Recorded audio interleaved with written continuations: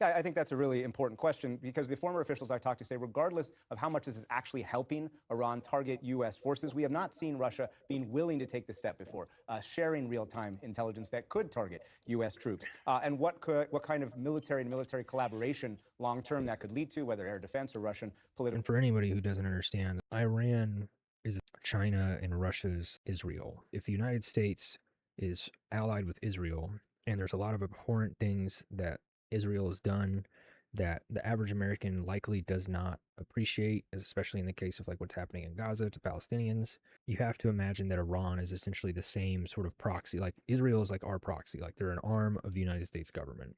So essentially anything they do, we're kind of allowing it to happen. It's like they're one of our hands. And Iran, throughout a lot of this time, has similarly kind of been that for like a China or a Russia.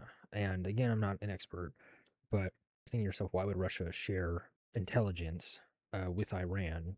Obviously, like the United States and Russia are not on the fondest of terms, similarly to the United States and China. But in the case of Russia, like anything that another country can do, proxy in this case, of killing Americans or harming American interests, drawing out this war with Iran, or making this war with Iran more cumbersome for the United States, Russia sees that as in their benefit. So they're going to do everything they can to essentially help Iran make this more difficult for the United States. Not to mention, in doing so, all they're doing is sharing intelligence. They're not having to put their own soldiers on the line, their own people on the line, their own hardware on the line.